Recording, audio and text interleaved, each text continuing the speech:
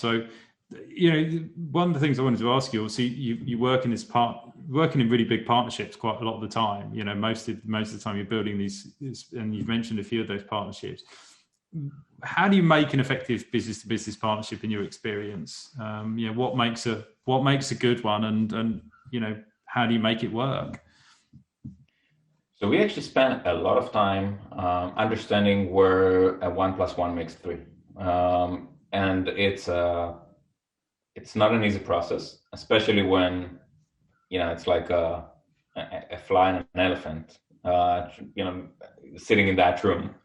But we invest in this effort, thinking creatively, like what are the core assets that the other side of the table has. What's important for them, what's going to move their needle, what's important for us, what can we influence, et cetera, and come up with a strategy where this partnership works.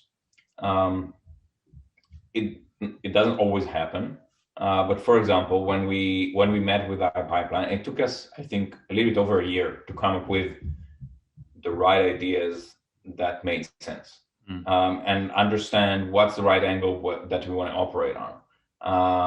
And we end up understanding that what iPipeline has is a very unique data set.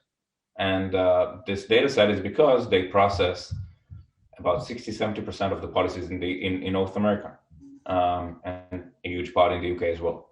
And then the data they see is unique because they see an angle the insurance company doesn't usually see. They see the broker. Mm-hmm. And we spend a lot of time,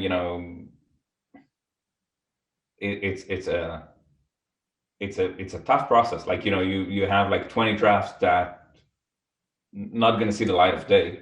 But eventually you come up with a draft that says, okay, so this is the data, this is the model, this is the insight that's going to interest somebody. Can we come up with this insight?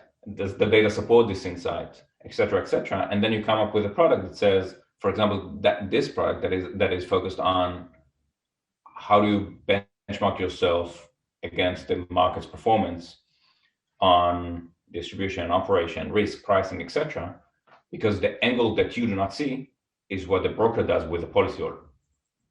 And iPipeline do see that. And by using our models, you can marry your view and this and that view, and then come up with a conclusion that you currently do not have.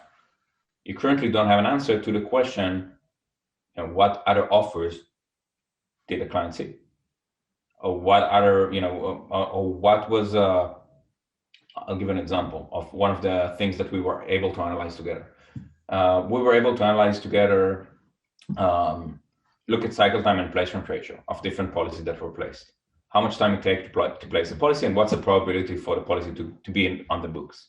Mm-hmm. And so that there is a short window of time where probably policyholder lost interest because placement ratio drops dramatically. And it's in the case of that specific data was the 55th day. After 55 days, the customer lost interest, which makes sense, it's 2 months. And the policy is not going to get placed. Mm-hmm. And then usually an insurance company, when they think about processing, they say, okay, so we need to beat this number.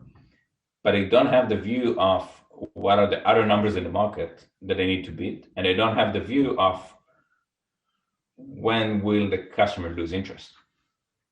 And by marrying the two data sets, now it becomes a more interesting discussion where the company can say, okay, I'm going to ask you for more medical requirements because I need it for my underwriting, which is fair, your decision, your underwriting, you can do whatever you want.